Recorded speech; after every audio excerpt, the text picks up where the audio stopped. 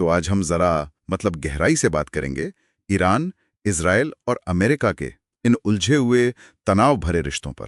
हाँ, ये काफी जटिल मसला है। हमारे पास ईरान, इजराइल और अमेरिका संघर्ष और संभावनाएं लेख के कुछ हिस्से हैं।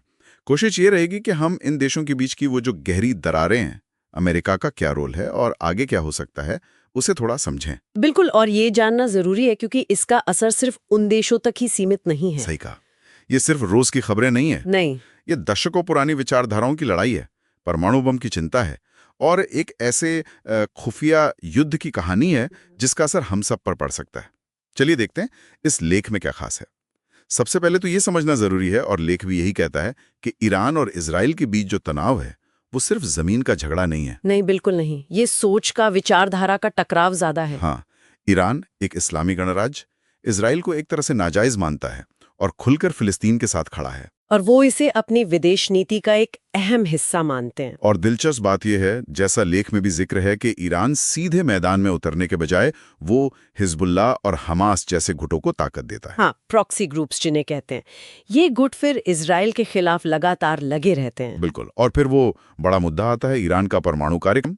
इजराइल इसे अपने लिए अपने वजूद के लिए सबसे बड़ा खतरा समझता है। जाहिर है, और वो कई बार हमले के बाद भी कर चुका है, ये भी लेख में आता है। हाँ, कर चुका है। लेकिन ये जो टकराव का तरीका है वो काफी अलग है।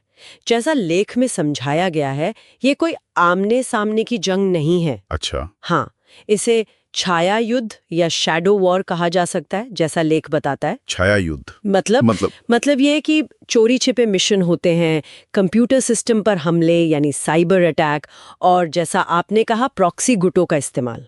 लेख इसी बात पर जोर देता है कि दोनों देश सीधी लड़ाई से बचते हुए एक दूसरे को, कह सकते हैं, अंदर ही अंदर कमजोर करने में लगे हैं।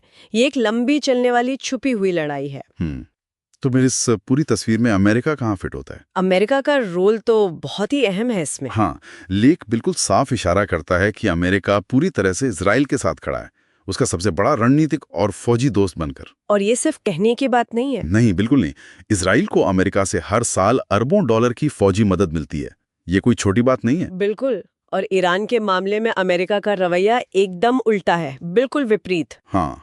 लेख बताता है कि अमेरिका ने ईरान पर बहुत सख्त आर्थिक पाबंदियां लगाई हैं, खासकर 2018 में, जब वो ईरान परमाणु समझौते JCPOA से अलग हो गया था। हाँ, वो JCPOA वाला मामला। और खाड़ी देशों में अमेरिकी नौसेना और वायुसेना की जो मौजूदगी है, जैसा लेख में बताया गया है, वो भी ईरान पर दबाव बनाए रखने का एक जरिया है। तो एक तरफ इजराइल को खुला समर्थन और दूसरी तरफ ईरान पर चौतरफा दबाव, ये अमेरिका की नीति दिखती है। लेख एक बहुत बहुत गंभीर संभावना की तरफ भी ध्यान खींचता है। हाँ, वो युद्ध वाली बात।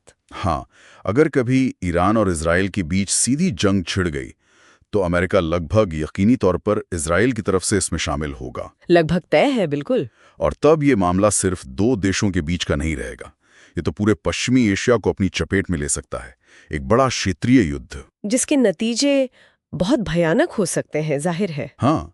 और ये सोचना भी जरूरी है, जैसा कि लेख में सवाल उठाया गया है, कि अगर इस लड़ाई में रूस और चीन जैसे बड़े देश, वो अगर ईरान का साथ देने का फैसला करते हैं तो क्या होगा? ओहो, ये तो बहुत बड़ी बात हो जाएगी। हाँ, क्या ये तनाव एक बड़े वैश्विक टकराव, लेख तो यहाँ तक इशारा करता है कि क्या ये तीसरे विश्व युद्ध की शक्ल ले सकता है? बाप रे, ये सवाल वाकई चिंता पैदा करता है। ये दिखाता है कि ये मसला कितना नाजुक और खतरनाक है। बहुत ज्यादा। लेकिन क्या सब कुछ सिर्फ टकराव की तरफ ही जा रहा है? क्या कोई उम्मीद की किरण है? दिलचस्प बात यह है कि लेख ये भी बताता है कि पर्दे के पीछे शायद तनाव कम करने और बातचीत से रास्ता निकालने की कोशिशें भी चल रही हैं। अच्छा। हाँ, कूटनीति या डिप्लोमेसी की उम्मीद अभी पूरी तरह खत्म नहीं हुई है, भले वो थोड़ी धुंधली ही क्यों ना हो। ये थोड़ी राहत की बात है।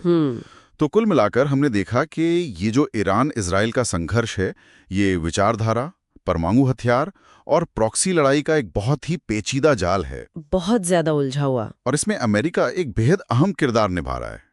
और लेख के मुताबिक उसका झुकाव साफ तौर पर इजराइल की तरफ है। हाँ, वो पक्षपात साफ दिखता है। ये छाया युद्ध और परमाणु बम बनाने की महत्वाकांक्षाएं, ये सब मिलकर पूरी दुनिया की शांति और स्थिरता पर एक बड़ा सवालिया निशान लगाती हैं। सही कहा।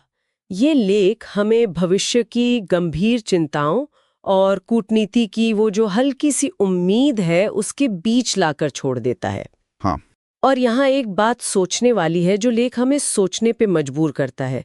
दुनिया में ताकत का संतुलन